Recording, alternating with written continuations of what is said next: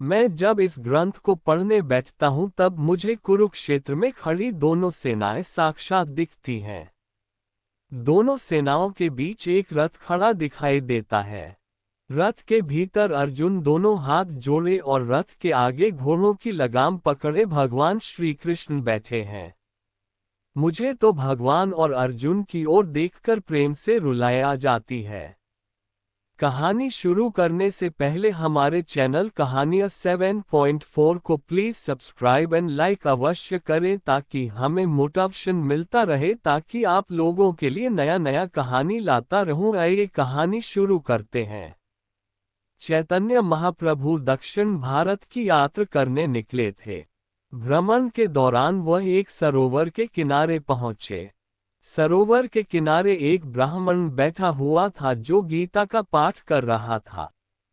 चैतन्य महाप्रभु उसके नजदीक बैठ गए, किंतु ब्राह्मण गीता पाठ में इतना तल्लीन था कि उसे उपस्थिति का तनिक भी भान नहीं हुआ। उसका शरीर रोमांचित हो रहा था और नेत्रे से आंसू बह रहे थे। महाप्रभु भी शांत भाव से चुपचाप बैठे रहे।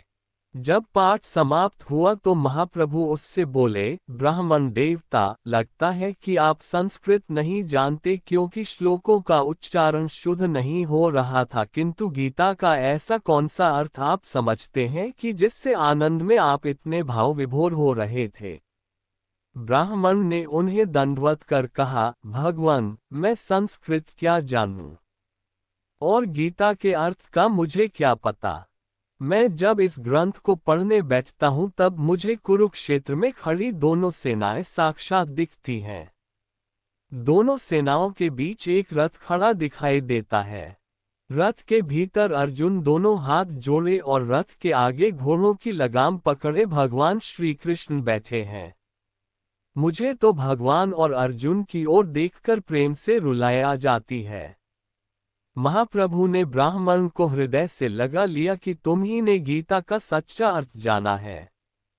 वस्तुतः जहां भक्ति प्रकट करने के औपचारिक उपादान भले ही त्रुटिपूर्ण हो, किंतु आराध्य के प्रति संपूर्ण हार्दिक समर्पण हो, वहां सच्ची भक्ति प्रकट होती है।